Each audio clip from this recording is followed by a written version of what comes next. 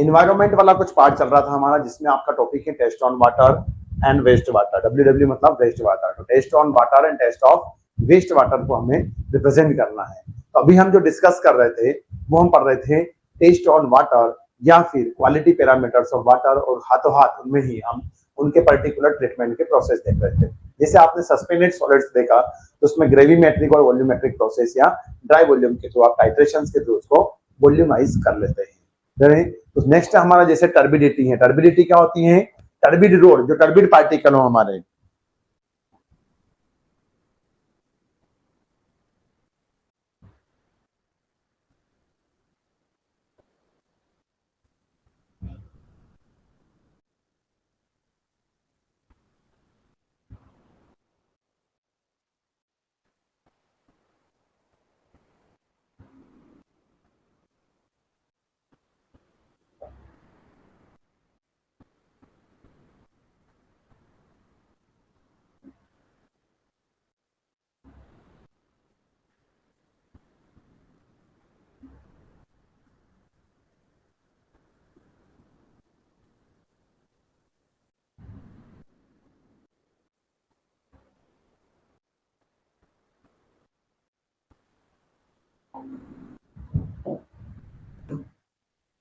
Next terms जो है आपके पास में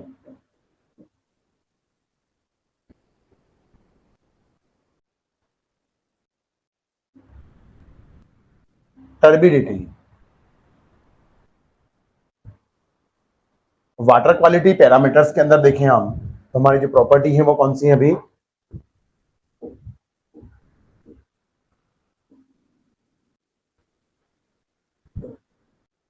फिजिकल इंप्यूरिटीज।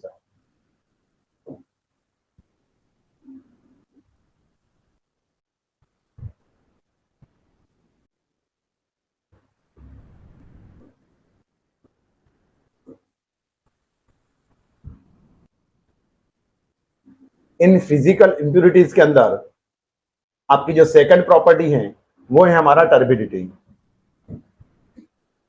तो टर्बिडिटी यानी कि टर्बिड पार्टिकल, और ये टर्बिड पार्टिकल कैसे रहते हैं? जैसे फाइन फाइन थोड़े से पार्टिकल्स हमारे इस तरीके से जो फाइन पार्टिकल्स रहेंगे पानी के अंदर, उनके कारण टर्बिड नेचर से जो है फाइन, एकदम फाइन पार्टिकल्स, ये आपको थोड़ा सा ज्यादा बड़े दिख रहे हैं। इनका स्मॉल वे में देखें अगर हम, कुछ इस तरीके से आपको पार्टिकल्स दिख रहे होंगे। जैसे कि आपने कच्चे मकान देखे हो या ऐसे आपका मकान हो, उसमें कहीं पर हल्का सा हॉल हो, वहां पर अगर सूर्य की किरण आ रही हो, सूर्य की किरण के कारण आपको पार्टिकल्स वहां पर उड़ते हुए दिखते हैं, वही हमारे टर्बिड पार्टिकल हैं। उन टर्बिड पार्टिकल्स की प्रेजेंस हमें रिप्रेजेंट करती है टर्बिडिटी, जो आप जैक्सन टर्बिडिटी या टर्बिडिटी मीटर से या टर्बिडिटी रॉड से इनको मेजर आउट कर लेते हैं। Jackson turbidity meter, nephelo turbidity unit, इन मीटर से है, इन यूनिट से हम इसको मेजर करते हैं टर्बिडिटी को। तो आप बताएंगे कि टर्बिडिटी क्या है?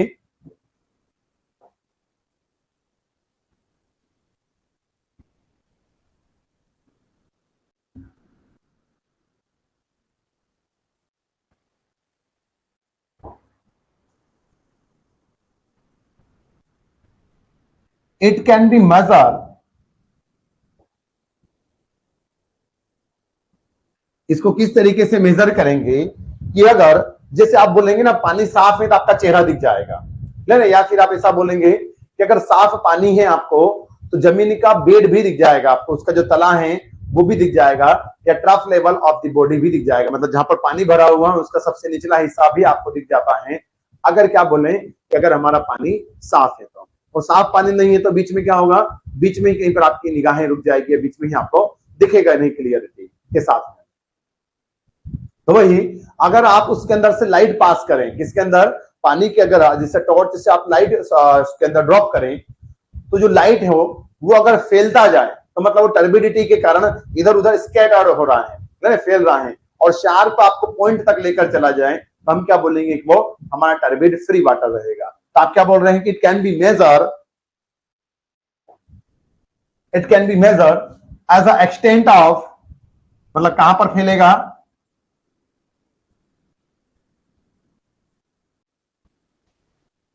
as an extent of water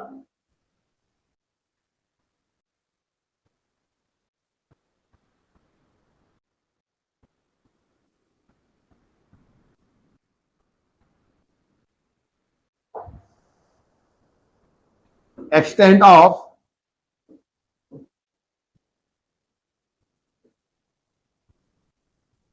light, it can be measured as an extent of light as either absorb मतलब वो वहीं पर रुक जाएगी, are scattered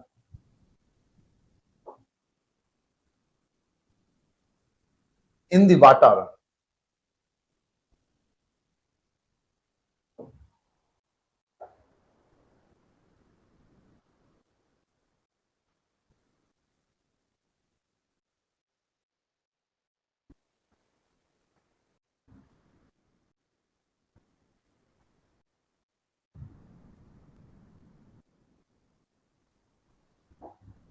अब इसका ड्रॉबैक क्या है, जैसे कि आपने इसका जैसे ऑब्जेक्शंस पढ़ा कि objection due to the presence of suspended solids, उसी तरीके से ऑब्जेक्शंस आप इसका लिखें कि इसके कारण आपको प्रॉब्लम क्या होने वाली है। तो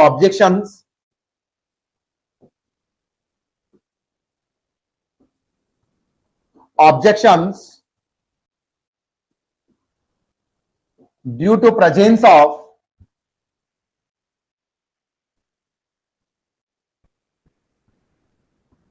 टर्बिडिटी, टर्बिडिटी की प्रेजेंस के कारण आपको क्या प्रॉब्लम होने वाली है। और टर्बिडिटी मतलब टर्बिड पार्टिकल, टर्बिड मतलब एकदम थोड़े से आपके फाइन पार्टिकल्स।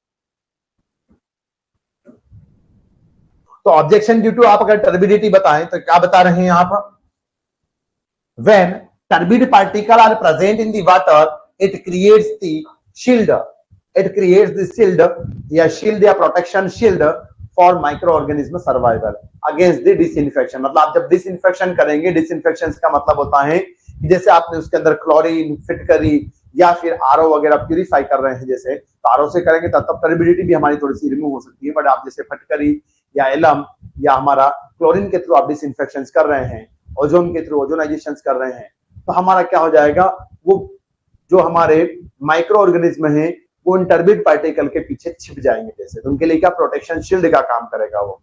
ले रहे तो हम यही बात करेंगे कि when turbidity present in water,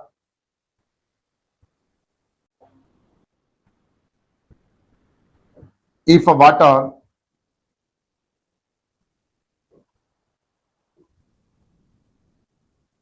is highly turbid, if a water is highly turbid, then it provide या it work, it मतलब हमारा turbidity, then it provide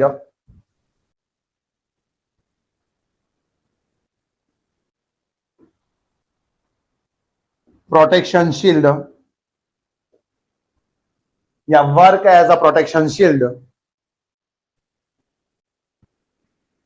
it provide protection shield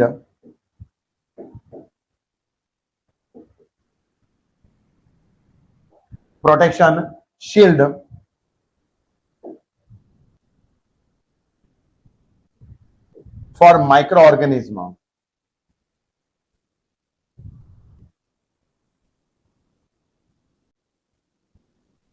for microorganism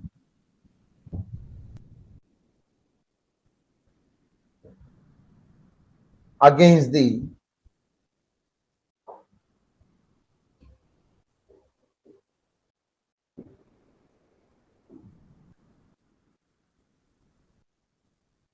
disinfection process। उसके लिए protection shield का काम करेगा हमारा।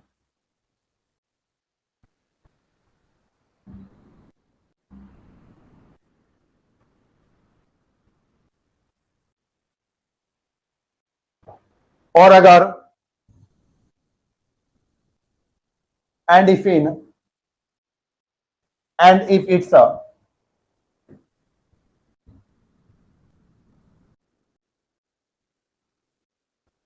present in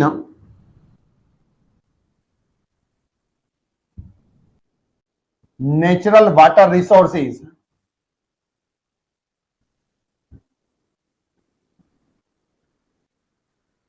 then their penetration of sunlight will be protected या उसको रोकेगा यह।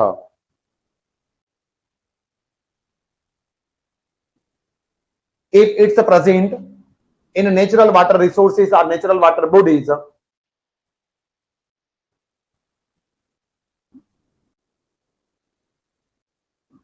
turbidity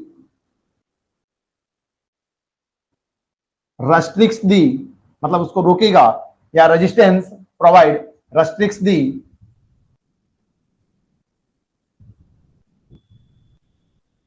penetration of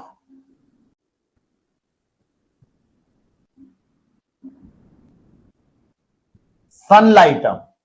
penetration of sunlight मतलब प्रकाश, जो सूर्य का प्रकाश है वो ज्यादा अंदर तक नहीं जाने देगा। तो उसके कारण जो हमारे जलीय जीव हैं या जलीय पौधे हैं उनकी फोटोसिंथेसिस प्रोसेस को वो क्या कर देगा, रोक देगा, उनके सर्वाइवल में थोड़ा सा फिर वो अफेक्ट डालेगा।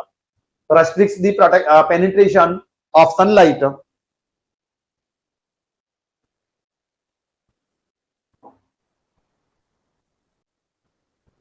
and due to this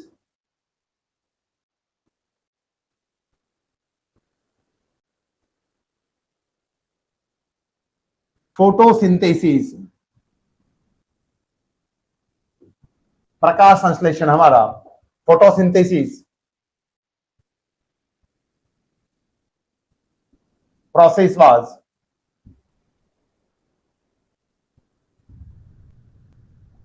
affected.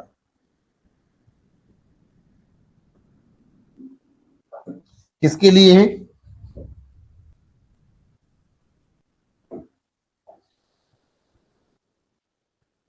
For हाइड्रोप्लांट्स। हाइड्रोप्लांट्स मतलब जलीय पौधे।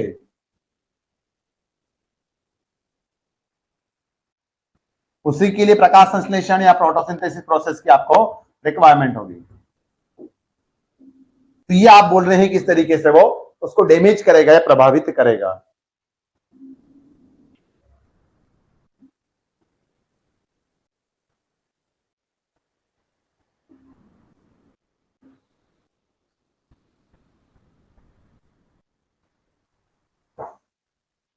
बात करें अगर हम मेजरमेंट ऑफ टर्बिडिटी,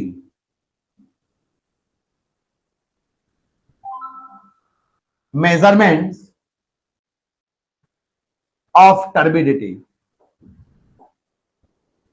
तो आप इसको किस किस से मेजर कर सकते हैं या कौन कौन सी यूनिट है आपके पास में? तो आप बताएंगे कि आपके पास में 4 यूनिट प्रेजेंट हैं।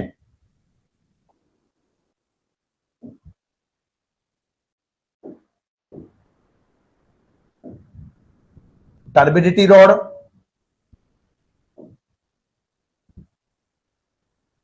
Jackson turbidity meter, Baylis turbidity meter and nephelometer. आप मेजरमेंट ऑफ टर्बिडिटी करें अगर तो आपके पास में bye turbidity rod,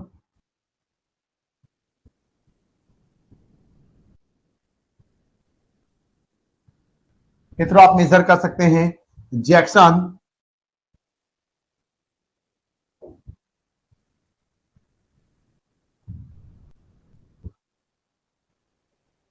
जैक्सन्स turbidity rod और मीटर।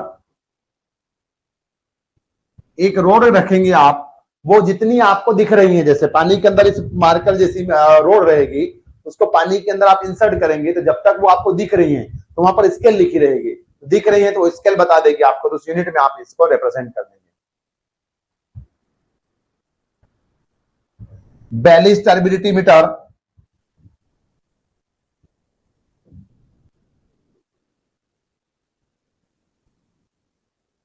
और नेफ्लोमीटर।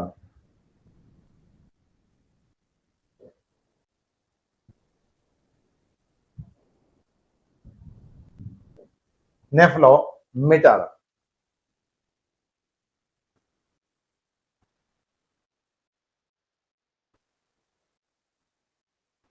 तो अगर हम टर्बिडिटी की बात करें, किसके थ्रू? Turbidity rod.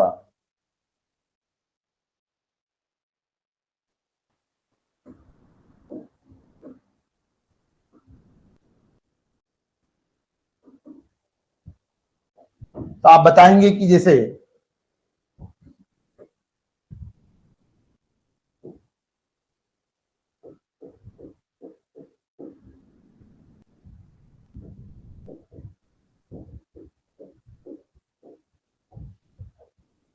ये आपको कुछ इस तरीके से टर्बिडिटी रॉड रिप्रेजेंट हो रही होगी।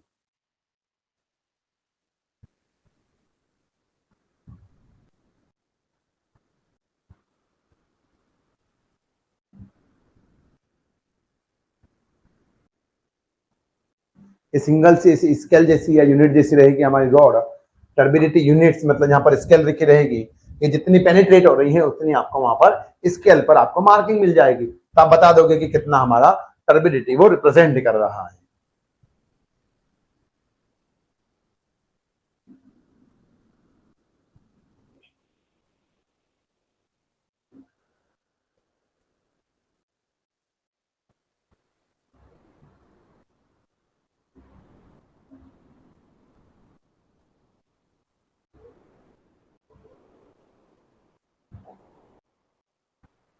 हम जो टर्बिडिटी मेथड है, इसमें टर्बिडिटी रोड रहेगी जैसे जनरली जैसे प्लेटिनम रोड्स रहती हैं, या फील्ड पर भी कर सकते हैं। फील्ड पर मतलब जहां पर आपका प्लांट वगैरह हो या जहां से आपके रिसोर्स हो, उस रिसोर्स से भी आप रिजर्वोयर हो या फिर ट्यूबवेल हो या रिवर रिसोर्स हो, जो भी हमारे लेक हो पॉन्ड्स हो, वहां से भी आप इसको डायरेक्टली मेजर आउट कर सकते हैं कि कितनी स्केल पर वो रिप्रेजेंट कर रहा है हमें टर्बिडिटी। तो इस तरीके से आप वहां पर वो शो कर सकते हैं। तो आप चाहें तो इस पे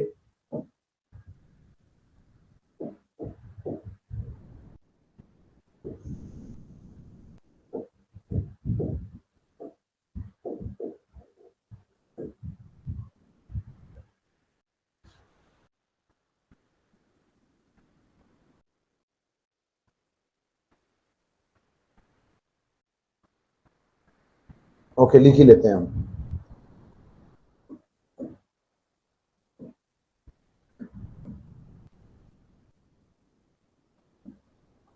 platinum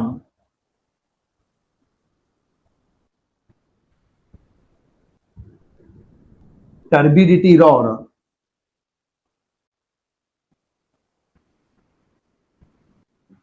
is used to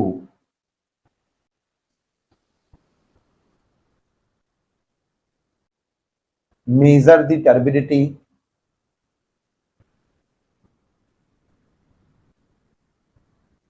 of platinum scale, ऐसा लिख लें हम।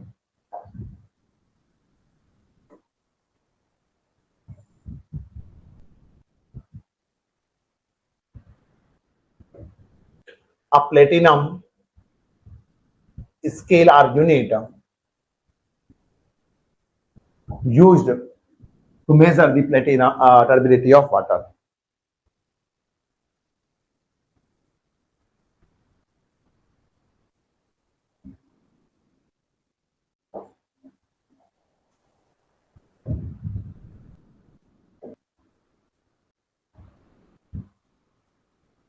या निडल भी बोल सकते हो आप।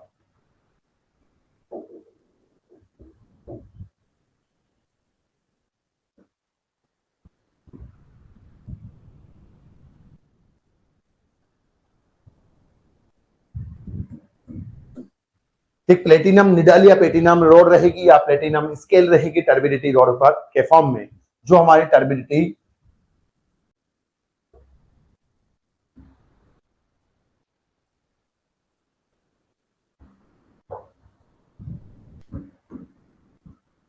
को मेजर करने में काम आएगा। ये हमारी एक फील्ड मेथड है।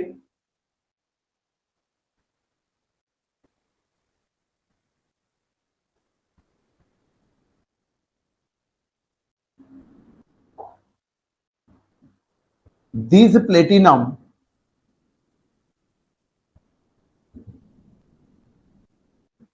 needle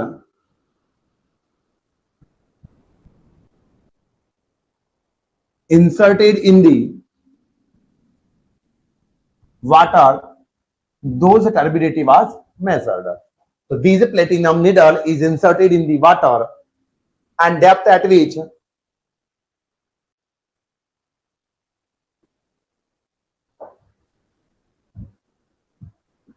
and the depth at which needle sharp point जो हमारा इनविजिबल जिस पॉइंट पर हो जाए, the depth eight which needle point is just invisible, that corresponding terms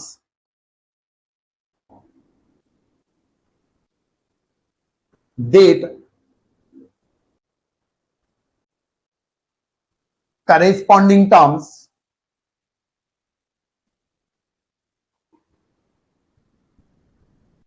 gives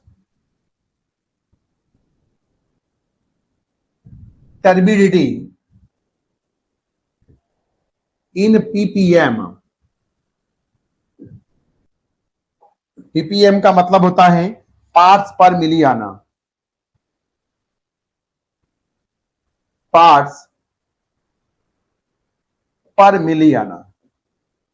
इसका मतलब यह है कि अगर पानी की जैसे अगर 1 मिलियन बूंद हो तो उसमें आपकी जो टर्बिड पार्टिकल है उनकी कितनी क्वांटिटी है, पार्ट्स पर मिलियन, या यह इक्विवेलेंट है हमारी मिलीग्राम पर लीटर के भी इक्विवेलेंट है। इसके इक्विवेलेंट है मिलीग्राम पर लीटर के इक्विवेलेंट है।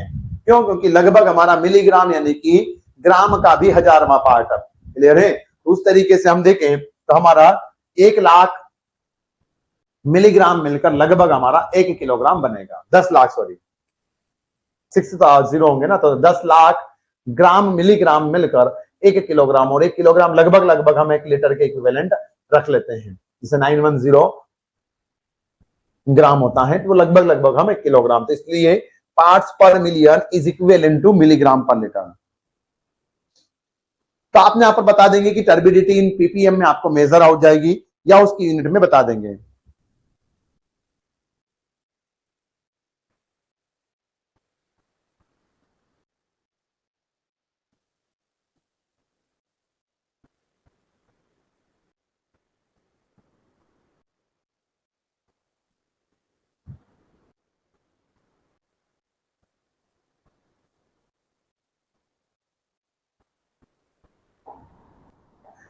Generally it is a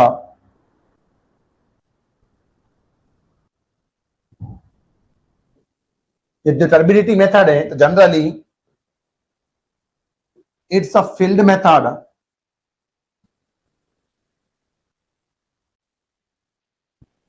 and used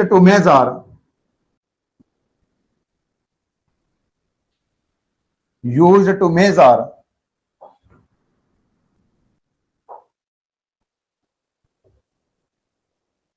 the turbidity of river water bodies. Turbidity of used to measure the turbidity of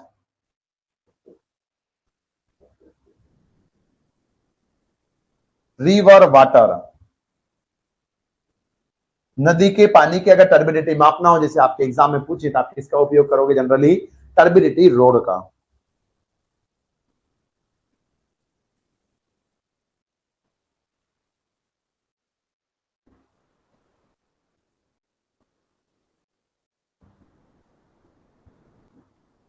These method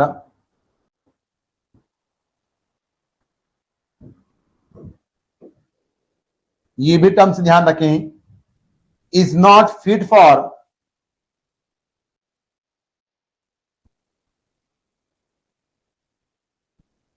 measuring the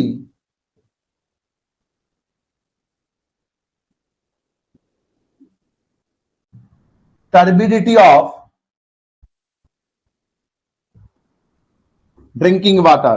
drinking water यानी कि जो पीने का पानी है आपके, उसकी अगर टर्बिडिटी मेजर करना हो तो ये आपके लिए उतनी सुटेबल मेथड नहीं है, क्योंकि अगर स्मॉल स्केल पर अगर कुछ टर्बिड पार्टिकल रहे तो ये उसको सही से रिप्रेजेंट नहीं कर पाएगा। लार्ज क्वांटिटी में, ज्यादा क्वांटिटी में टर्बिडिटी रही तभी ये सही तरीके से बता पाएगा। स्मॉल स्केल, छोटे अमाउंट पर अगर कुछ टर्बिडिटी रही तो सही से यहाँ पर रिप्रेजेंट नहीं कर पाएगा। इसलिए this method is not fit for, they are not suitable for measuring the turbidity of drinking purpose water।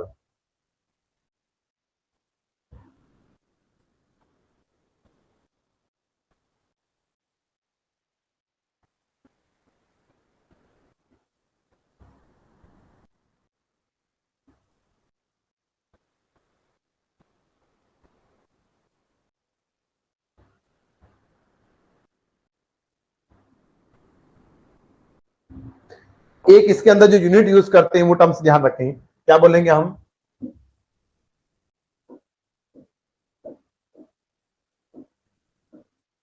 कि टर्बिडिटी जो सिलिका होता है ना पाउडर्ड फॉर्म में, तो टर्बिडिटी प्रोड्यूस्ड बाय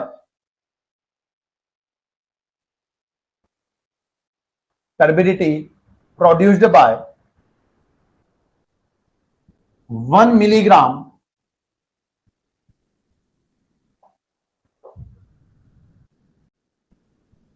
finely या powdered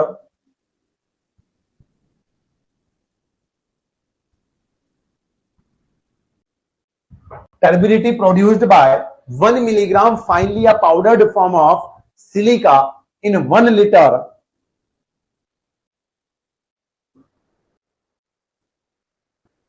of water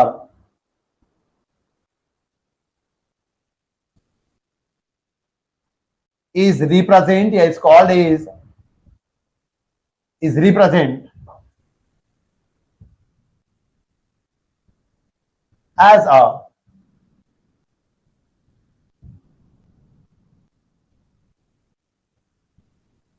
one turbidity unit।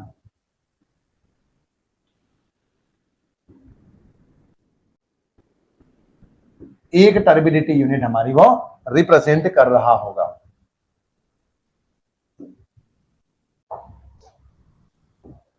तो अगर हमारी टर्बिडिटी सिलिका के स्केल पर प्रोड्यूस किया है, इस तरीके से आपको वो रिप्रेजेंट कर रही होगी।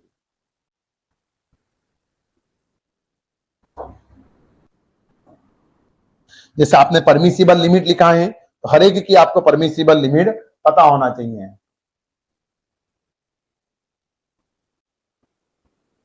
परमिसिबल ऑफ वाटर कितनी है? Suspended solid 30 milligram per litre. उसी तरीके से आप यहां पर इसकी परमिसिबल लिमिट लिखें।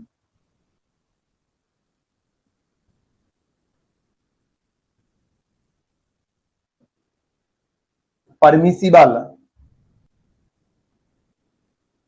लिमिट ऑफ, अलग अलग थोड़ी सी टर्म्स पर होगी, तो ध्यान रखिएगा। जैसे अगर टर्बिडिटी रोड से मेजर करेंगे तो अलग आएगा, जैक्सन टर्बिडिटी मीटर से रिप्रेजेंट करेंगे तो अलग आएगी। तो permissible limits of turbidity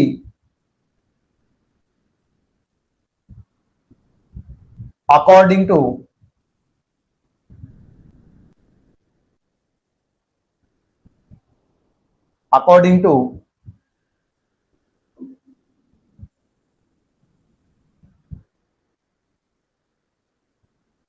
turbidity rod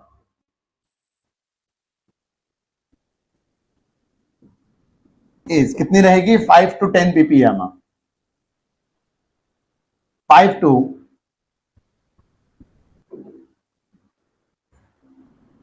10 ppm। ये मिलीग्राम पर लीटर के इक्विवेलेंट टर्म ही है हमारे।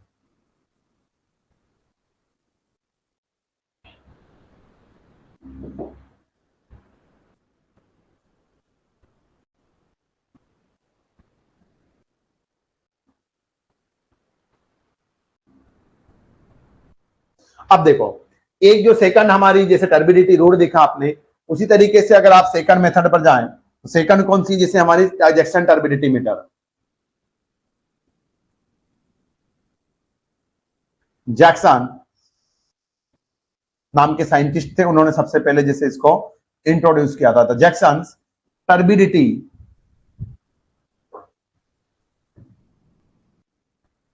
रॉड, और यहीं से आपकी जैक्सन टर्बिडिटी यूनिट भी बन सकती है। तो आप क्या बताओगे इसके अंदर कि इसके अंदर आप टर्बिडिटी कब मेजर कर पाओगे, किस तरीके से आपको सही से स्केल पर रिप्रेजेंट करेगा? तो अगर टर्बिडिटी हमारी ग्रेटर देन 25 पीपीएम या 25 मिलीग्राम पर लीटर से ज्यादा हो, तभी वो बता पाएगा। छोटी स्केल पर वो रिप्रेजेंट नहीं कर पाएगा, छोटे यूनिट में नहीं, क्योंकि छोटे यूनिट पर आपको सेम दे देगा वो। इससे ज्यादा स्मॉल टेम्परेचर मापना हो तो थर्मामीटर से आप नहीं माप पाओगे। नॉर्मल टेम्परेचर, जैसे नॉर्मल से भी ज्यादा बिलो टेम्परेचर या नेगेटिव टेम्परेचर हो तो आप उससे नहीं माप पाओगे। क्यों? क्योंकि हम नेगेटिव टेम्परेचर मतलब कोल्ड से भी ज्यादा कोल्ड हो या 0 डिग्री सेल्सियस से भी आपका कम टेम्परेचर हो, तो वो भी आप उससे माप नहीं पाओगे इसीलिए, नहीं, क्योंकि उसका यूनिट सही से वो रिप्रेजेंट नहीं कर पाएगा। तो उसी तरीके से आप ये बोल रहे हैं कि जो जैक्सन टर्बिडिटी मीटर है वो ग्रेटर देन 25 पीपीएम या 25 मिलीग्राम पर लीटर तक की आपकी ऊपर रही टर्बिडिटी, तब वो इजिली यहां पर मेजर करके बता देगा।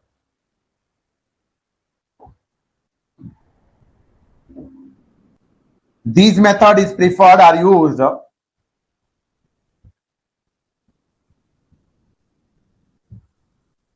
This method is used to measure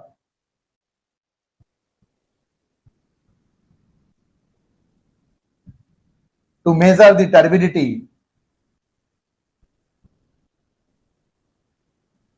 when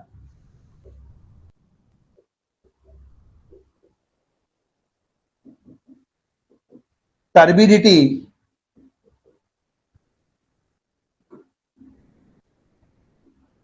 of water is greater than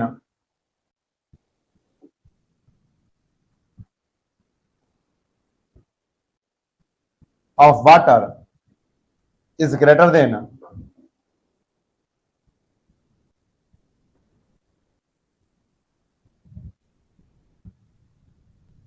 25 ppm,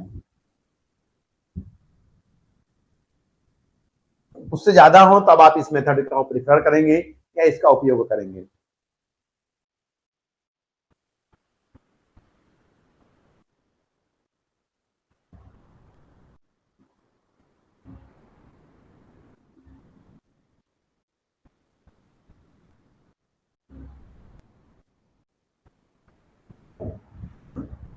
It also a laboratory method.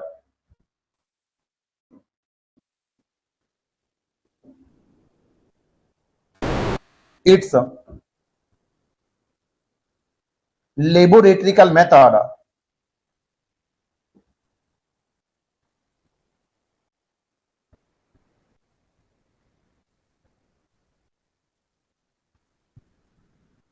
method and also not used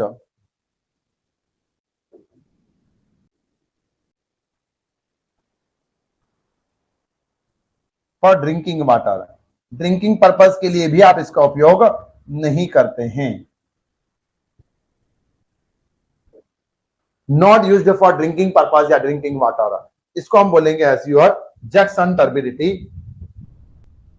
unit.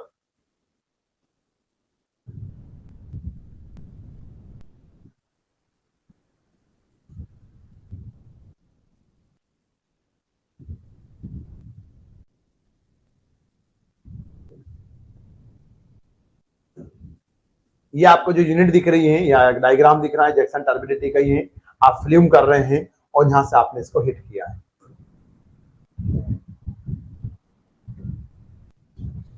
आप यहां से आप देख सकते हैं कि ग्रेजुएटेड ग्लास ट्यूब में आपको किस तरीके से लाइट या रिफ्लेक्शंस दिख रहा है। मतलब ये ट्यूब जल रही है, प्रकाश आप दे रहे हो यहां से, क्लियर? कैंडल, कैंडल मतलब यहां से आप, तो आप ऊपर से देख रहे हो तो पानी के अंदर से कहां तक दिख रही है ये रोड आपको या वो लाइट, इस तरीके से आप वो मेजर कर लेंगे। जब तक वो शो करेगा तब तक की वो स्केल आप यहां पर रिप्रेजेंट कर देंगे।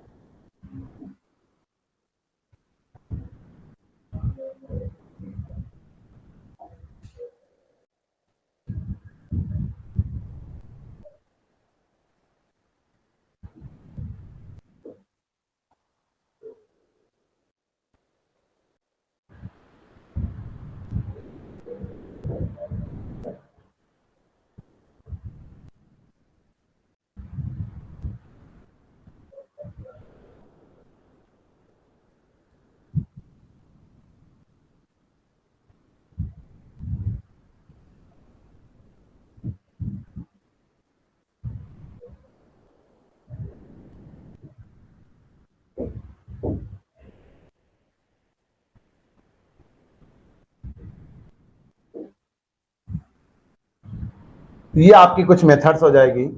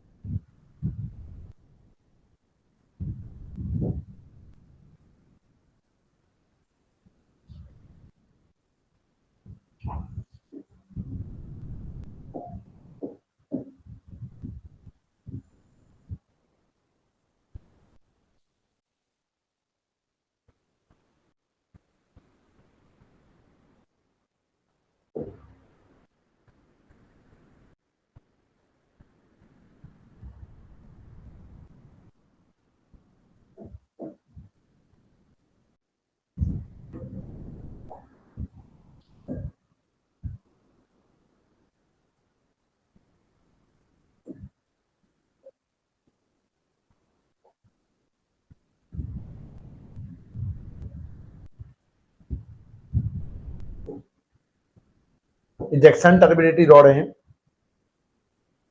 इसमें ये आपका कंटेनर जिसके अंदर आपका वाटर सैंपल रखा हुआ है, टॉप फ्रेम जिसके ऊपर आपका स्टैंड के ऊपर आपको इस कंटेनर को रख देना है इस तरीके से प्लेस करते हुए। दिन एक कैंडल जलाएंगे, कैंडल मतलब जैसे आपका लालटेन या कुछ भी हो सकता है, मोमबत्ती, तो उस कैंडल से आप इसको फ्ल्यूम करेंगे इस स्टैंड से, और ऊपर से आप आई जहां लिखा हुआ है वहां से आप इसको विजुअलाइज करेंगे। जब तक आपको दिख रहा है ये रोड या स्केल इसके अंदर इंसर्ट करेंगे, जब तक आपको दिख रही है तब तक आप मेजर करेंगे। एंड देन सॉरी, जैसे ही हमें क्या हो ये विजिबल ना दिखे, ये इनविजिबल हो जाए, तब हमें वो यूनिट मिल जाएगी और वो मेजर कर लेंगे कैसा टर्बिडिटी हमें रिप्रेजेंट कर रहा है।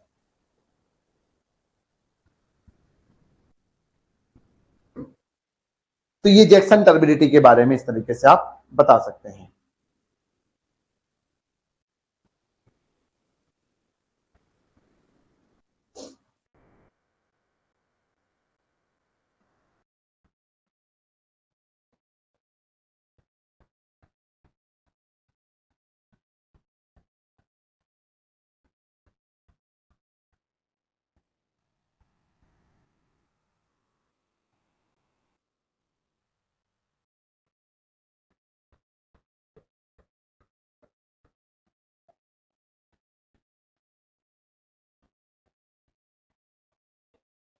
अब यहां पर जो हमारी बची हुई कौन सी हैं दो methods, nephelometer, nephelometer and Baylis turbidity meter and nephelometer. तो आप यहां पर रिप्रेजेंट कर रहे हैं कि जैसे ये दोनों आपका कलर मैचिंग टेक्निक, मतलब इसके अंदर कलर मिक्स करते हैं तो कलर किस तरीके से दूसरा शो कर रहा होगा। अगर टर्बिडिटी होगी तो अलग कलर शो करेगा, नहीं होगी तो दूसरा कलर शो करेगा। तो दोनों कलर मैचिंग टेक्निक पर है। एक जो लाइट है दोनों के अंदर अगर आप लाइट पास करेंगे तो लाइट एक डिस्पर्ड हो जाएगी और एक स्कैटर्ड हो जाएगी। एक चमकीली दिखेगी, स्कैटर्ड हो जाएगी, एक डिस्पर्ड हो जाएगी, फैल जाएगी, डिस्पर्शन। ये दोनों, और दोनों ही हमारे ड्रिंकिंग पर्पस के लिए क्या है, सुटेबल है। और स्पेशली नेफ्लो टर्बिडिटी यूनिट जो है या नेफ्लोमीटर जो यूनिट है, सॉरी नेफ्लोमीटर जो हमारा टर्बिडिटी मेजर करने की जो प्रोसेस या मेथड है, ये हमारा ज्यादा स्पेशल है, ये ज्यादा सुटेबल है किसके लिए, वाटर की, ड्रिंकिंग वाटर की टर्बिडिटी मेजर करने के लिए। ये टर्म्स भी थोड़ा सा ध्यान रखें, तो आप यहाँ पर दोनों को साथ में लिख लेंगे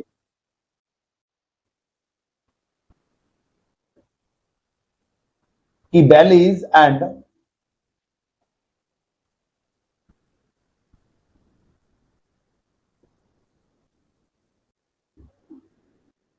नेफ्लोमीटर प्रोसेस, बेलीज टर्बिडिटी यूनिट या बेलीज turbidity metre,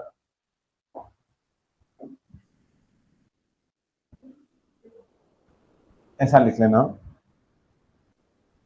बेलीज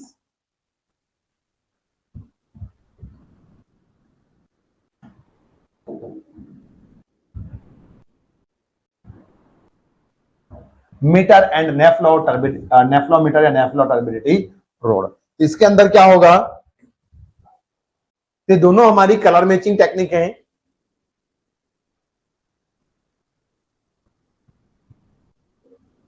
both are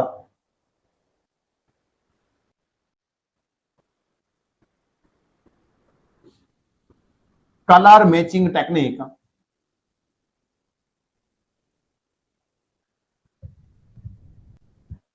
Nephelometer based on scattered or sunlight.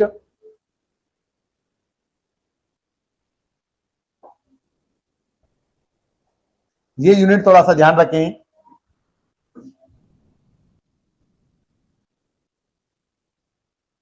कि बेलिस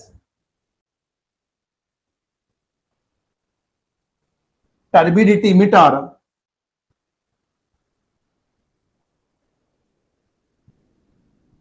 based on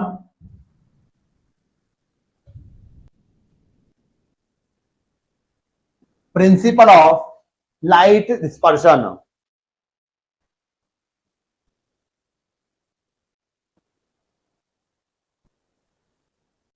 Bayes turbidity meter based on the principle of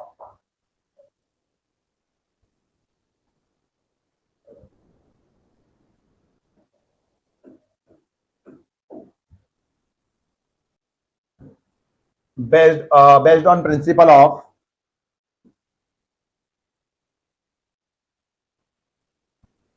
dispersion of light, while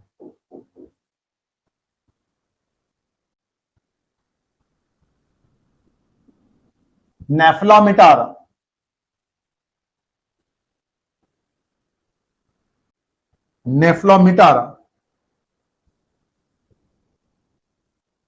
method based on principle of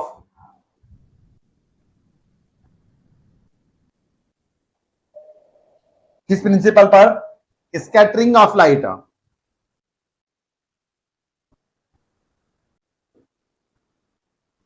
scattering principle पर based रहेगा हमारा.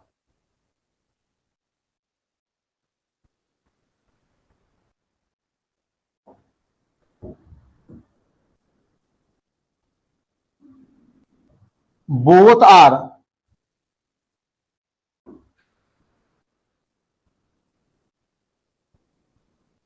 measured the turbidity in very small extent, मतलब fine से जैसे 1 ppm या 1 ppm से भी कम हुआ तब भी जैसे ये हमें रिप्रेजेंट कर देगा. तो both are measured the turbidity in very small extent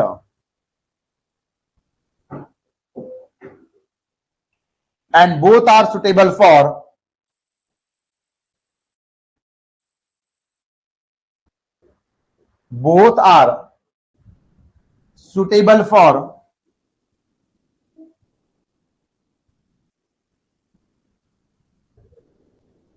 measuring the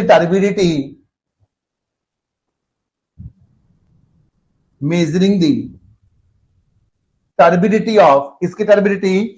drinking water.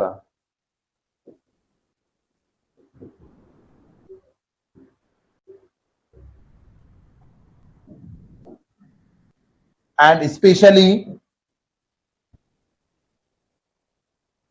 both are suitable for measuring the turbidity of drinking water and especially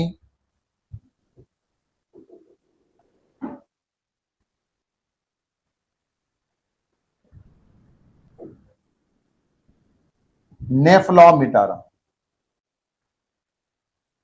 ये और ज्यादा सुटेबल है आपके.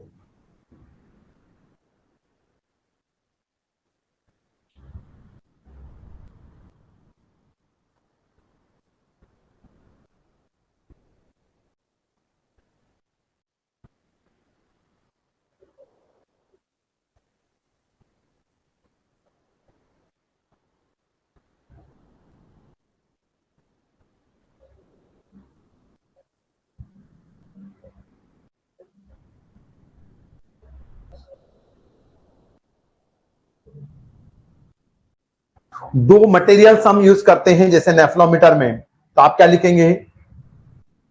इफ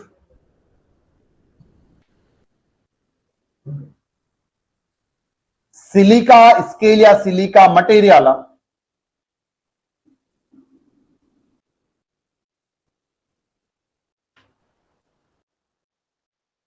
if silica material या silica is used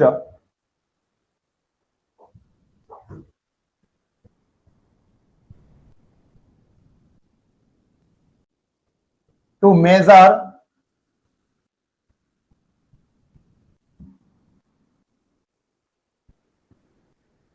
and represent the, if silica is used to measure and represent the turbidity, then is called as NTU, is called as NTU, Neflo turbidity unit.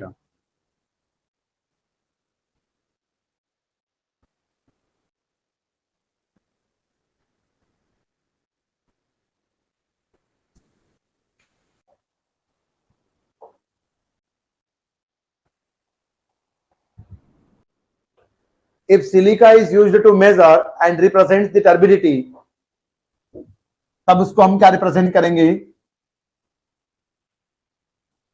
is called as NTU, nephelo turbidity unit. क्या represent करेंगे आप इसको, नेफ्लो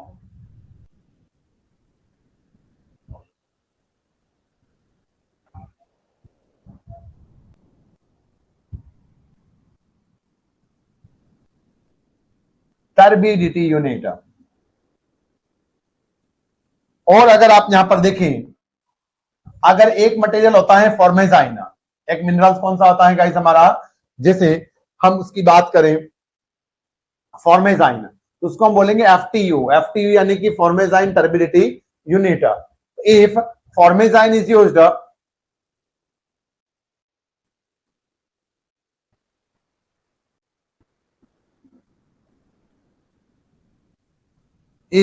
to representing the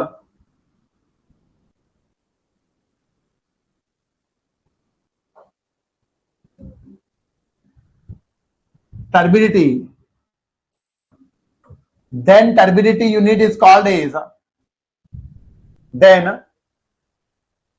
जो turbidity की unit बनेगी उसको क्या नाम देंगे आप, देन टर्बिडिटी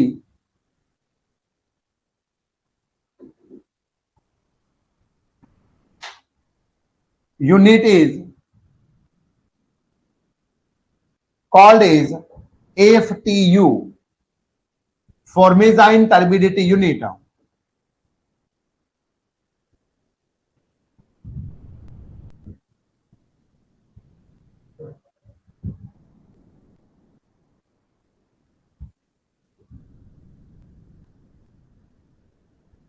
फॉर्मेजाइन टर्बिडिटी यूनिट. तो दोनों स्केल की टर्म्स में ध्यान रखें, इसकी कुछ परमिसिबल लिमिट्स रहती हैं.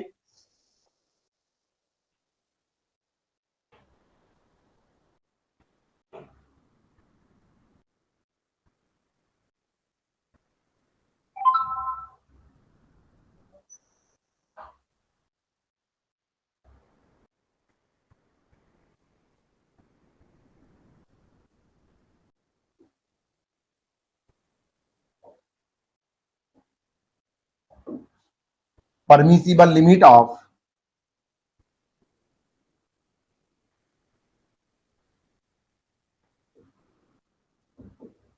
जनरली हम नेफ्लोमीटर ही प्रिफर करते हैं. तो India generally permissible limit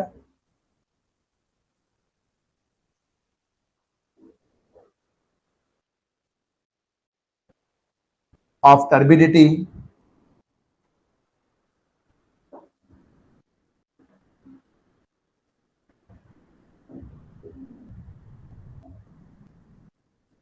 on nephelo scale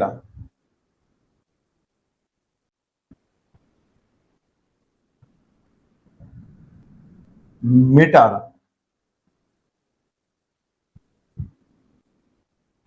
1 to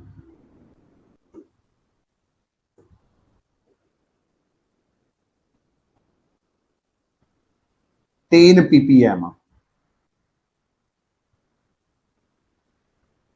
कितना परमिसिबल लिमिट है गाइस हमारा, 1 to 10 ppm.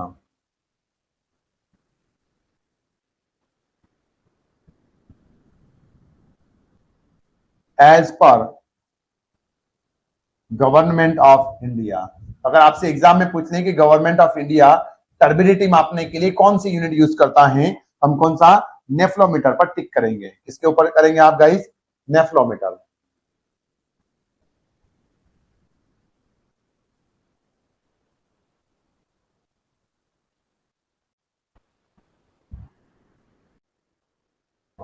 तो कलर मापने की यूनिट कौन सी हो जाएगी, एनटीयू। कौन सी जाएगी, एनटीयू, जिसको हम बोलेंगे नेफ्लो टर्बिडिटी यूनिट या एफटीयू, फॉर्मेजाइन टर्बिडिटी यूनिट। बात करें अगर हम नेक्स्ट हमारा जो मटेरियल है या सॉरी नेक्स्ट प्रॉपर्टीज या क्वालिटी पैरामीटर्स, उसका नाम क्या है हमारा,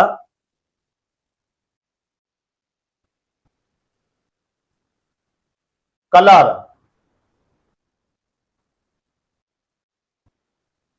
तो वाटर कैसा रहता है हमारा, जनरली अगर प्योर वाटर की बात करें तो वाटर इज अ कलरलेस। सब pure and clear water,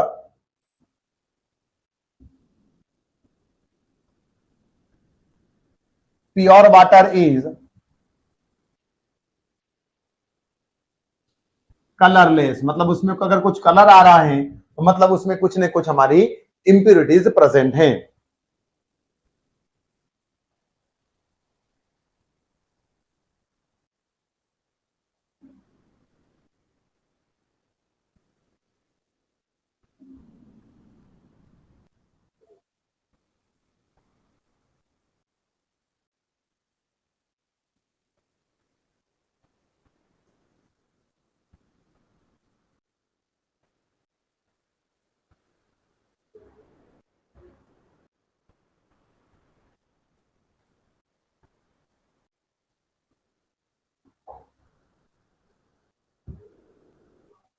colour किसके कारण आएगा, तो जो आपके सस्पेंडेड पार्टिकल्स, कंकर पत्थर वगैरह हैं, या कुछ डिजोल्व मटेरियल है, आपने कुछ कूड़ा करकट उसके अंदर मिक्स कर दिया है, तो उसके कारण वो कलर के फॉर्म में थोड़ा सा कन्वर्ट हो सकता है, वहां पर कलरिंग एजेंट प्रेजेंट हो सकते हैं। तो आप यही बोल रहे हैं कि कलर्स किसके कारण आ सकता है।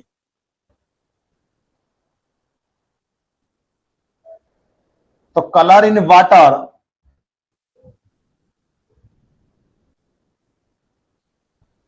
is caused due to,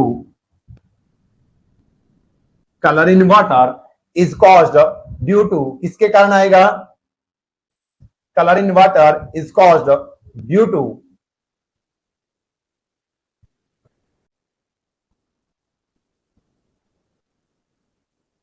to presence of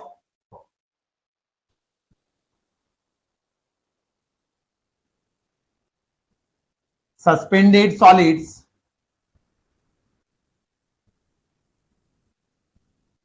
and dissolved solid।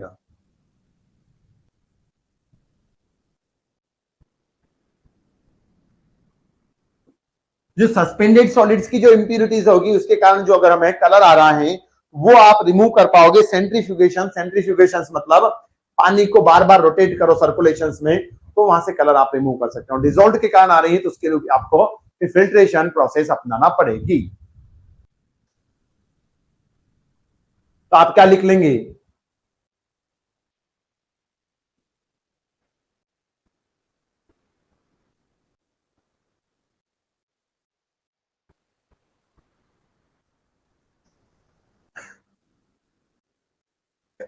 sorry,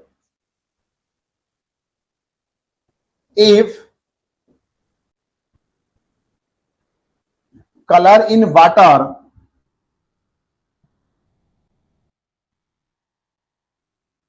is caused due to suspended solids,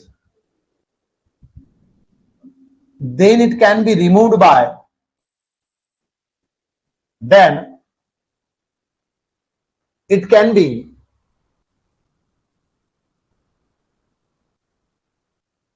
removed by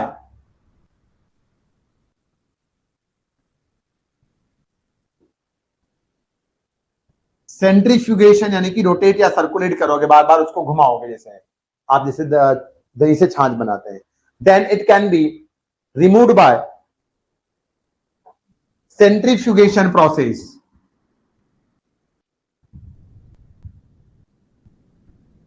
and after that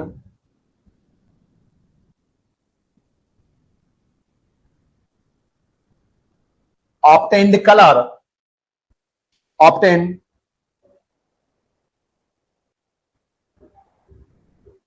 color is called true color of water. क्या बोलेंगे कि ट्रू कलर आ चुका है. Second, if color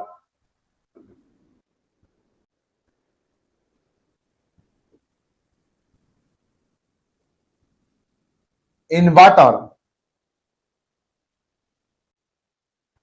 caused due to dissolved solids,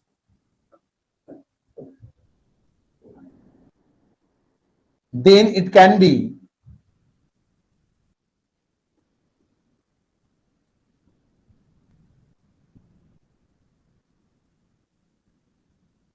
removed by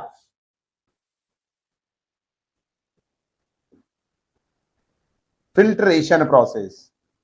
जैसे स्लॉस and filters होते हैं.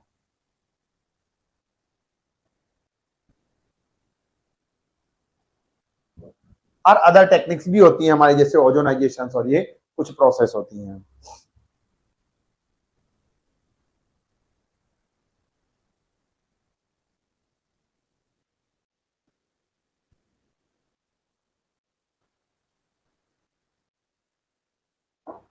तो आप यहां पर एक पॉइंट लिख लेंगे,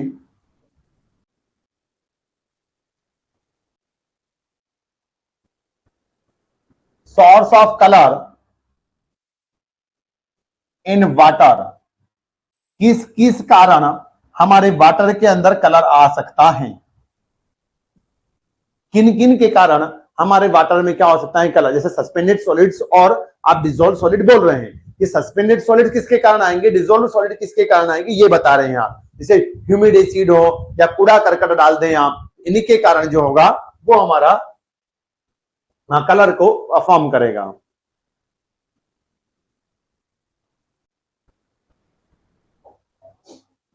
तो आप यहां पर बता दोगे जैसे बाय ह्यूमिड एसिड, मलमूत्र, उसके कारण जो आएगा वो येलोइश कलर देगा वाटर में. आपको कैसा देगा गाइस, येलोइश कलर. एक आयरन ऑक्साइड हो सकता है, इंडस्ट्रीज वगैरह से अगर आ रहा हो या आयरन इंडस्ट्रीज से, तो आयरन ऑक्साइड का फॉर्मेशन आपको रेडिश कलर देगा आयरन के कारण.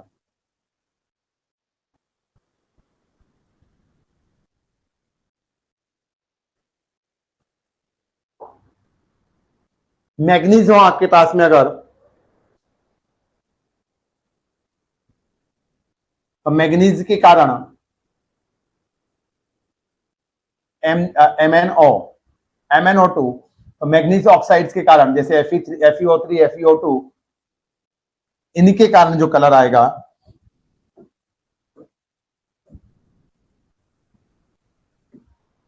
तो ह्यूमिड एसिड के कारण आपको येलोइश हल्का सा ब्राउन कलर मिलेगा. येलोइश ब्राउन कलर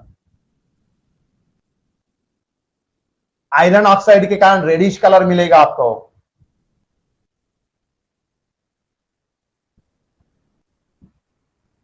और इस मैग्नीज के कारण ब्राउन एंड ब्लैक कलर मिलेगा वाटर के अंदर.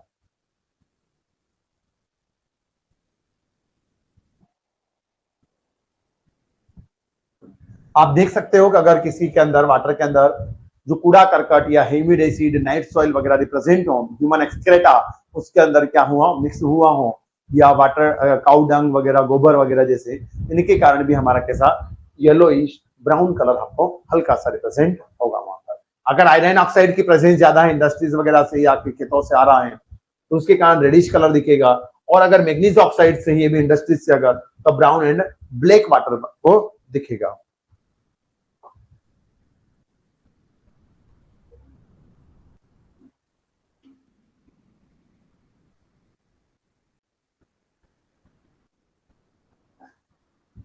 समटाइम्स ऐसा भी लिख लें,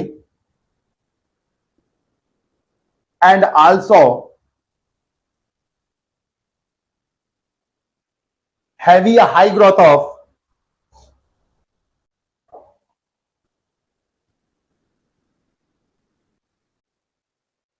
algae यानी कि शैवाल, हाई ग्रोथ ऑफ या heavy growth of algae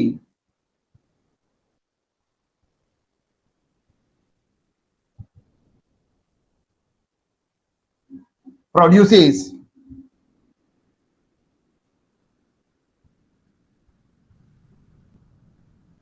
colour in the water, water के अंदर वो कलर को प्रोड्यूस करेगा। ये भी आपके कुछ उसके अंदर पॉइंट्स आ जाएंगे।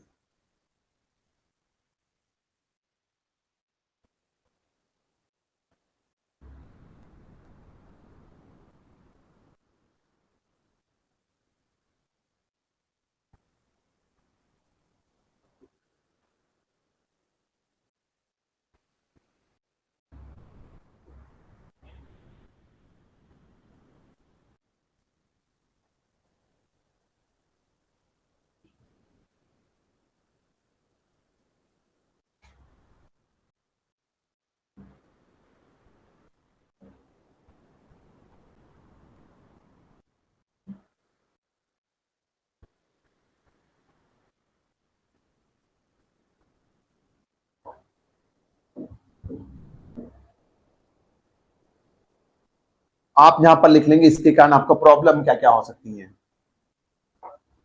ऑब्जेक्शंस किसके कारण, अगर आपकी प्रेजेंस रही वाटर में कलर की तो आपको क्या क्या प्रॉब्लम फेस करना पड़ सकती है। तो जो हेयर डाइंग होती है ना, कलर वगैरह आप करते हैं तो आप अपने बालों को कलर करते हैं, तो उसमें अगर आप कलर्ड वाटर यूज करेंगे, कलर्ड वाटर मतलब आप गंदा पानी यूज करेंगे जिसके अंदर थोड़ा सा इन्फेक्शन मतलब कलर वाला पानी है, तो उससे आपकी कलर डाई या जो डाई होने वाला कलर है उसके ऊपर अफेक्ट पड़ सकता है, मतलब दूसरा कलर आ जाए। जैसे आप ब्लैक करने जा रहे हो तो आपने जैसे वाटर लिया, उस वाटर में थोड़े से कलरिंग एजेंट है या इस तरीके से कलर आ रहा है येलोइश कलर या ब्राउन कलर, आपने ब्लैक जो उसके अंदर कलर ऐड किया है या जो डाई करने के लिए आप ब्लैक कलर करने वाले हो, तो पता चला कि आपने उसके अंदर रेड मिक्स किया तो वो कुछ दूसरा ही कलर का एजेंट बन जाएगा। क्लियर है? तो आप ये बोल रहे हो कि कलर अगर आप करते हैं हेयर डाई वगैरह तो वहां पर भी ये प्रॉब्लम क्रिएट करेगा अगर कलर्ड वाटर हम यूज करेंगे तो।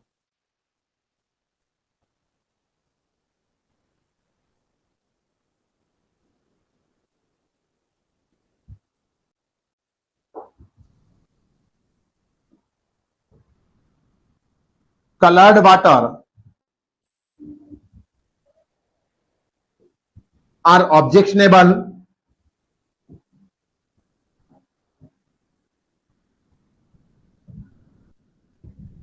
for hair dyeing।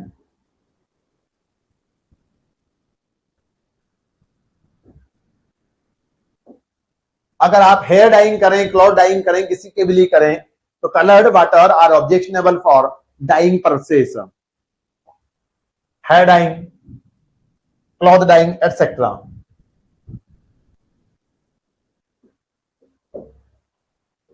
दूसरा, अगर कलर्स आप वाटर यूज करते हैं तो वो हमारा डिसइंफेक्शन में अगर आप क्लोरीन के थ्रू कर रहे हैं तो क्लोरीन का मात्रा बढ़ा देगा, मतलब 2 मिलीग्राम पर लीटर आपकी जैसे मान लो क्लोरीन का डोज लग रहा था, वो उसकी मात्रा बढ़ा देगा, कंजम्पशन करेगा, क्योंकि कुछ तो क्लोरीन हमारा कलर को रिमूव करने में खत्म हो जाएगा, तो डिसइंफेक्शन प्रोसेस को भी क्या करेगा, अफेक्ट करेगा। तो when coloured are present in the water,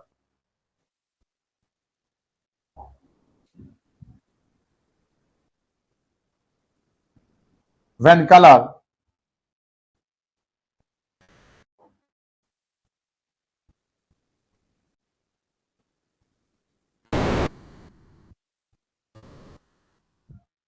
presence in water,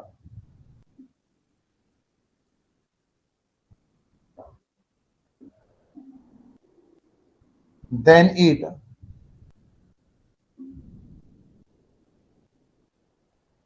increases the doses of किसका, क्लोरीन का डोज ये बढ़ा देगा। then it increases the doses of chlorine and also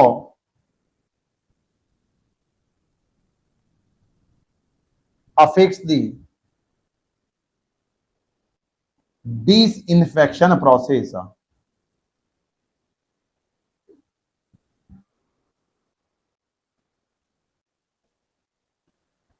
disinfection process का मतलब होता है जो इन्फेक्टेंट्स हो, मतलब जो हमें इन्फेक्शन कर सकते हो, ऐसी बीमारियों को खत्म करना उसके अंदर से, मतलब ऐसी बीमारियां करने वाले एजेंट्स को खत्म करना। जैसे बैक्टीरिया अगर पानी के अंदर हुआ और वो अगर आपने ग्रहण कर लिया ऐसा पानी, तो आपको अंदर क्या हो सकती है, कुछ वाटर बोर्न डिसीजेस डेवलप हो सकती है। तो वाटर बोर्न डिसीजेस के जो एजेंट्स हैं उनको खत्म करने की जो प्रोसेस होती है उसको हम बोलते हैं डिसइंफेक्शन। और डिसइंफेक्शन के लिए जिन एजेंट का उपयोग करते हैं कि ये उस माइक्रो ऑर्गेनिज्म को खत्म कर देंगे, उनको हम बोलते हैं डिसइंफेक्टिंग एजेंट्स या डिसइंफेक्टेंट एजेंट्स। लाइक दैट जैसे क्लोरीन है, फिटकरी है, आपका ओजोन प्रोसेस होती है, आरओ प्रोसेस होती है, इनमें हम क्या करते हैं कि डिसइंफेक्टेंट्स के थ्रू हम डिसइंफेक्शन वाले जो इन्फेक्शन वाले बैक्टीरिया या माइक्रो ऑर्गेनिज्म हो उनको खत्म करने की कोशिश करते हैं। तो आप क्या बोल रहे हैं कि ये आपकी affects the disinfection process.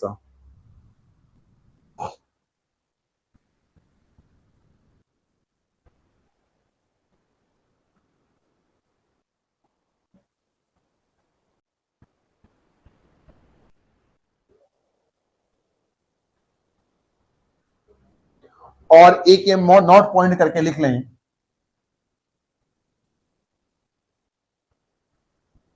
Some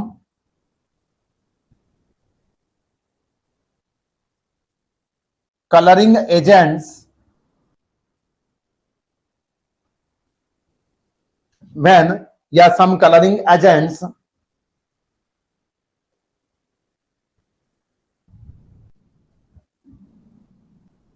combined या कांटेक्ट विद किसके साथ, क्लोरीन, देन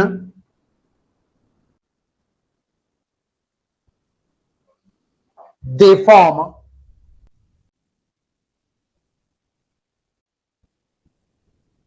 कार्सिनोजेनिक एजेंट्स।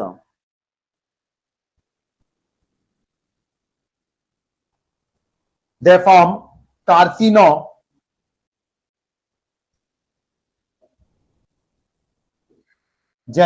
और ये क्या है भाई साहब कार्सिनोजेनिक, तो ये क्या है, due to this cancer, cancer आपका हो सकता है इसके कारण।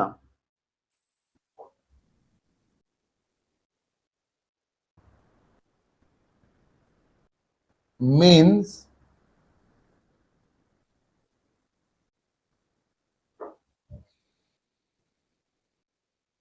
तो कुछ आप ये बोल रहे हैं कि इतने खतरनाक एजेंट्स भी होते हैं जिनके कारण आपको अगर क्लोरीन के साथ में आपने ध्यान नहीं रखा और उसको मिक्स कर दिया तो आपको कैंसर तक हो सकती है बीमारी। मतलब गलत कलर वाला पानी अगर आपने मिला किसके साथ में, क्लोरीन के साथ में ऐड कर दिया है, तो वो आपको कैंसर का भी कारण बन सकता है। ले रहे तो आप ये ध्यान रख सकते हैं कि जैसे आप बोलते हैं कि मैंने कभी गुटखा नहीं खाया, कभी मैंने सिगरेट नहीं पी, कुछ गलत काम नहीं किए, फिर भी हमें कैंसर हो रहा है। इस तरीके से कुछ गलत पानी या गलत खान पान से भी हो सकता है।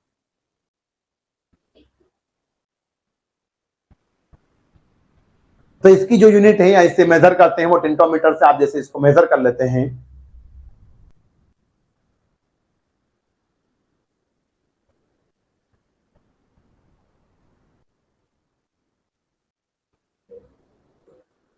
तो आप लिख लेंगे measurement of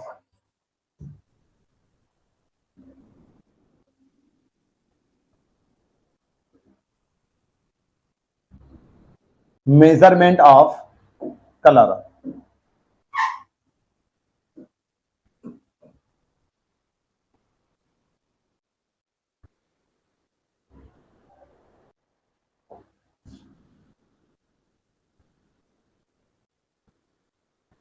measurement of colour in water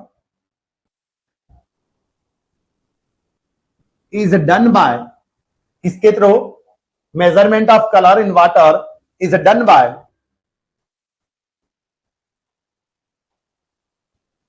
colour matching technique.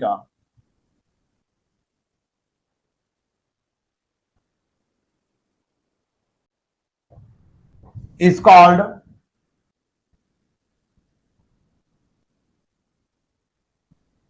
tintometer. Color matching technique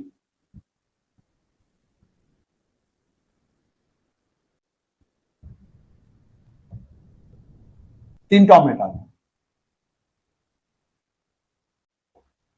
और इसकी जो यूनिट रहेगी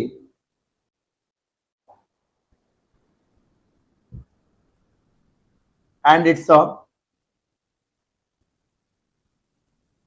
results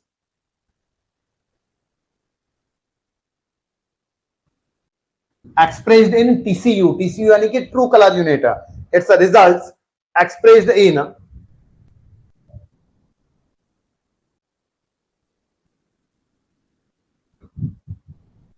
TCU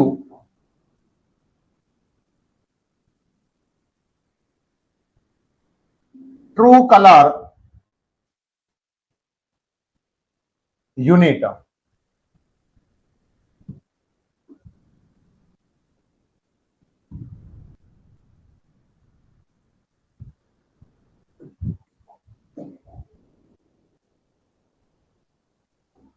तो कलर यूनिट टेक्निक जो हमारी है TCU,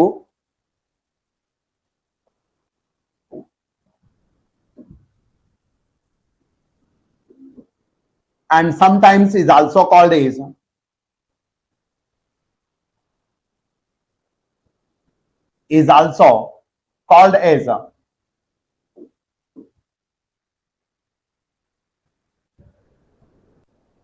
हेजन यूनिट.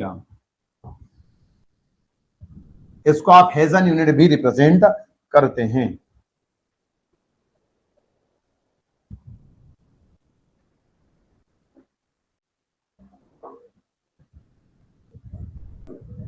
आप बता सकते हैं जैसे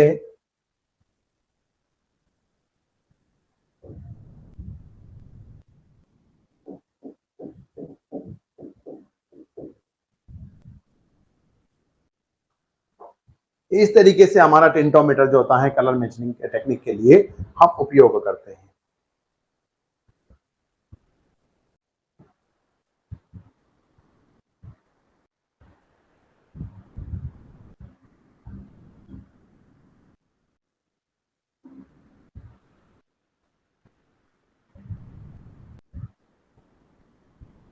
कलर मैचिंग टेक्निक्स में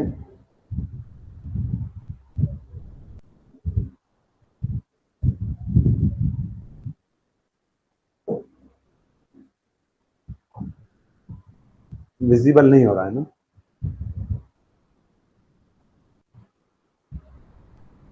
ये कलर मैचिंग के टेक्निक्स दिख रहे हैं आप, मतलब ये पार्ट्स हैं किस तरीके से आप इसको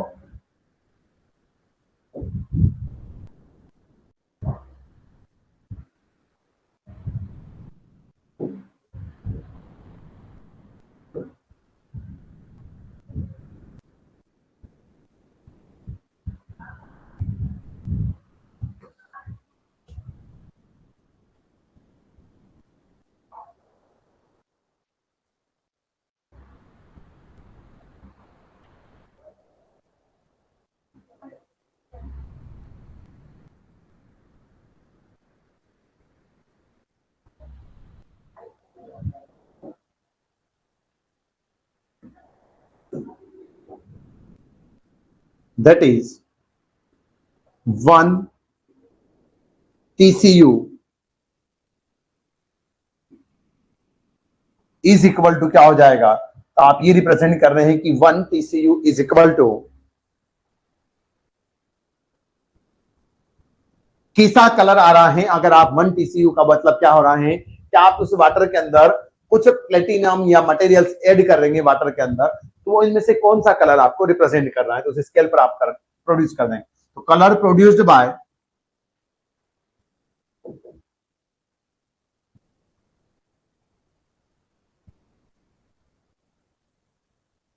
1 milligram platinum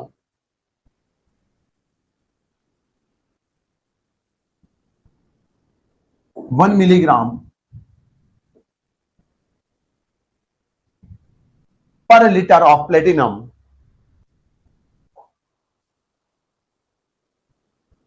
per liter of platinum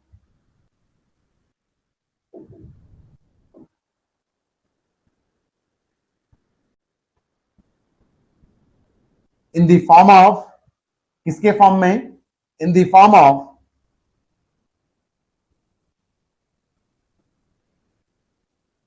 platinum chloroplatinate ion, in the form of chloroplatinate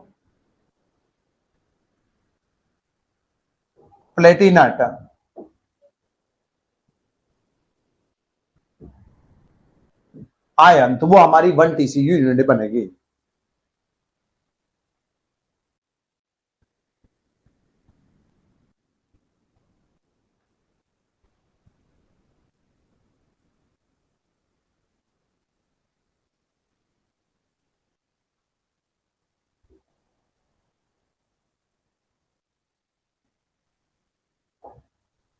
it's only for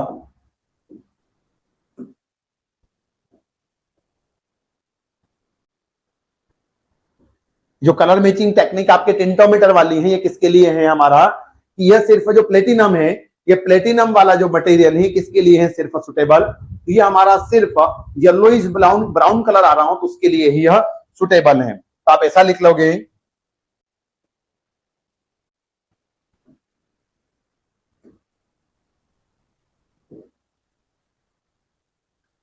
its only suitable for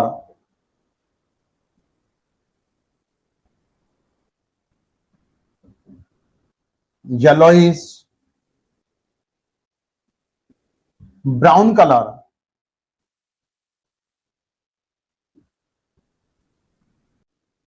are present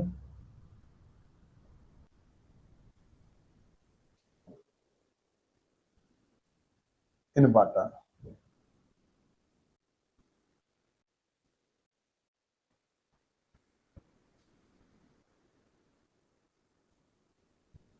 are present in water. Other than के लिए हम किसका यूज करेंगे, तो अदर देन अगर हमारा yellowish colour हो तो उसके लिए हम यूज करते हैं स्पेक्ट्रोफोटोमेट्रिक टेक्निक का।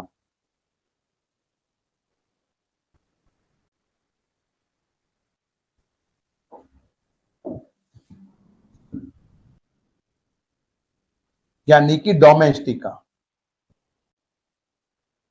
अगर डोमेस्टिक वाटर हो उसमें अगर हमारा कौन सा हो, येलोइश कलर, तो वहां पर इसका उपयोग कर सकते हो। अदर देन दिस कलर तो हम यूज करेंगे हमारा स्पेक्ट्रोफोटोमेट्रिक टेक्निक का।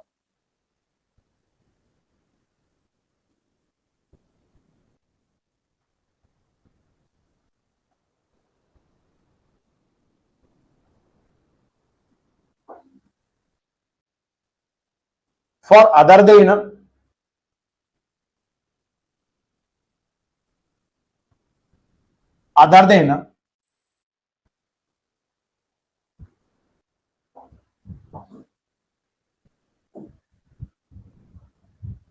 yellowish brown color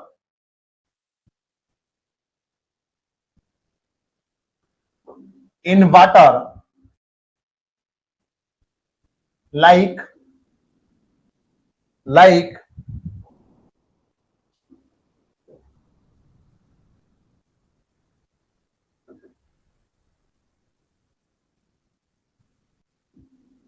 industrial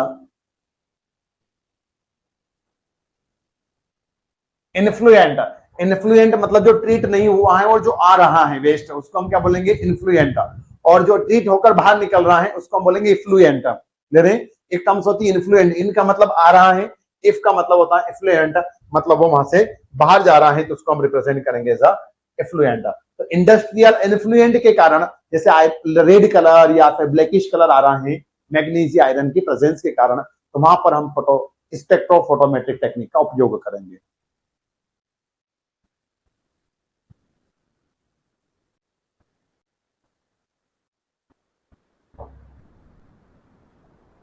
Then there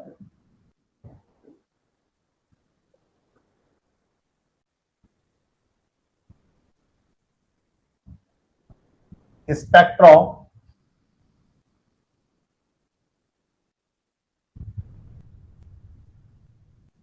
photometric,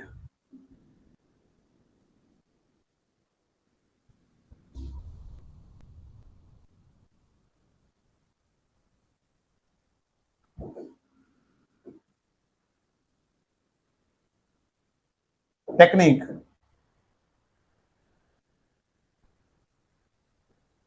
was used, उसके लिए आप फोटोमेट्रिक टेक्निक का उपयोग करोगे।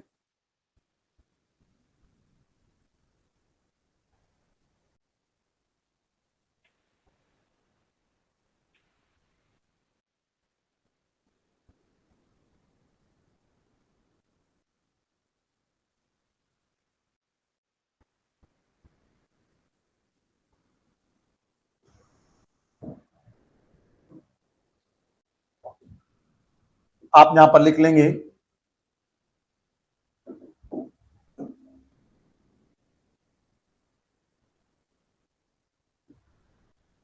Permissible limit. तो अगर हम बात करें एक्सेप्टेबल,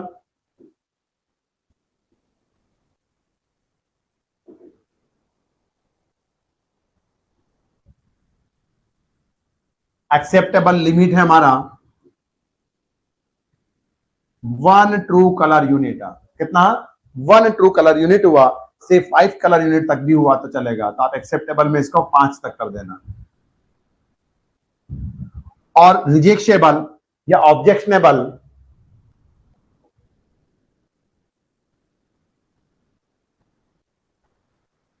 कॉज ऑफ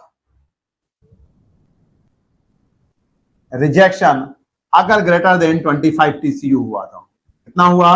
अगर ट्रू कलर यूनिट हमारी 25 से ज्यादा आ रही है, देन आप उसको रिजेक्ट कर दोगे, उस वाटर को क्या कर दोगे? रिजेक्ट किया, हमारे इतने सुटेबल नहीं है। एक पॉइंट ये ध्यान रखिएगा कि वाटर सैंपल आपने जो कलेक्ट किया है वो 72 घंटे के अंदर हम क्या कर लेंगे? उसका सैंपल आउट कर लेंगे, या उसका कलेक्शन जो आपने किया है वाटर को, उसको 72 घंटे के पहले पहले आपको कलर टेक्निक का उपयोग करते हुए स्टडी कर लेना है। उसके बाद अगर आप करते हैं तो उसकी फिजिकल और केमिकल इंप्योरिटीज के कारण कुछ दूसरा कलर या कुछ दूसरी प्रॉब्लम्स आ सकती है, तो आपको गलत रिजल्ट मिल जाएगा। 72 घंटे यानी कि 3 दिन के पहले, जैसे आपने गंदा पानी या जब भी पानी जो भी आ रहा है तो उसको भी सैंपल लेकर आए हैं, तो उसके 3 दिन के होने के पहले पहले आप उसकी कलर मैचिंग टेक्निक करवा लें। अदरवाइज उससे क्या होगा? उसके अंदर फिजिकल या केमिकल कुछ इंप्योरिटीज हो सकती हैं, तो वाटर के अंदर प्रेजेंट होने के कारण हो सकता है कि उसका कलर दूसरा दे दे। जैसे आप जब नया नया था उस टाइम पर हो सकता है कोई येलोइश कलर हो, धीरे धीरे उसका ब्लैक या फिर ब्राउन कलर या फिर आपको ब्लैक कलर या रेड कलर वो कुछ भी दे सकता है, तो उसके कारण क्या हो जाएगा? आपको दूसरा रिजल्ट है, आप दूसरी प्रॉब्लम बता दोगे कि इसके अंदर उसके कारण आया है, क्योंकि इंप्योरिटीज अलग अलग आपको अलग अलग कलर रिप्रेजेंट करती है। ये पॉइंट भी लिख लें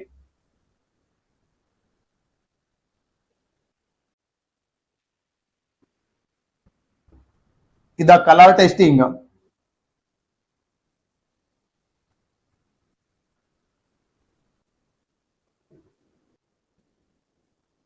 is done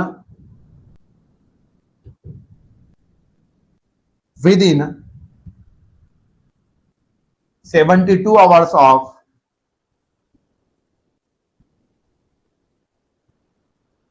collection of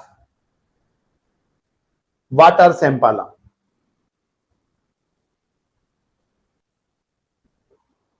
water sample जब भी आपने कलेक्ट किया हो तो उसके 72 घंटे के अंदर अंदर आप क्या कर लेंगे? उसको कलेक्ट कर लेंगे।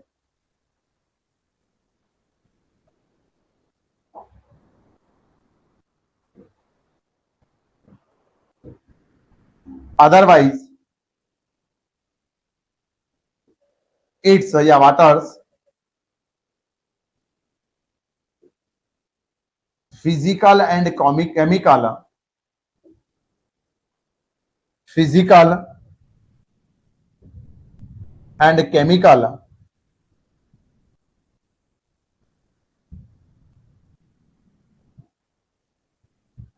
प्रॉपर्टीज वाज अल्टर्ड यानी कि चेंज।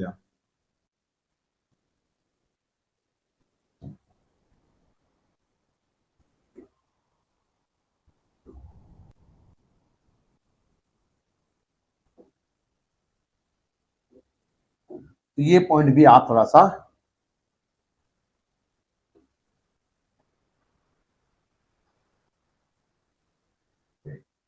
ध्यान रखेंगे।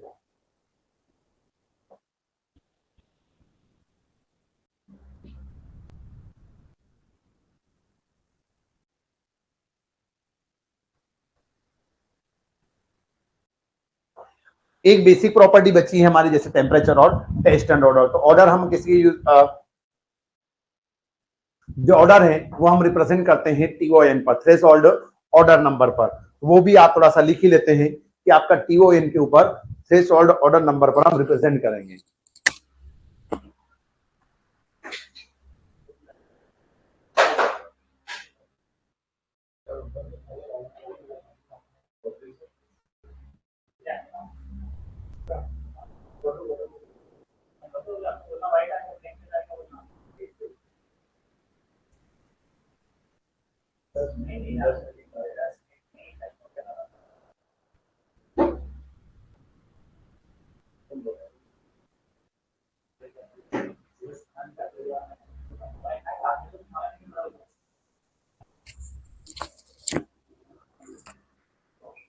क्लियर है? आपने कलर मैचिंग टेक्निक और ये कंसिडर कर लिए हैं।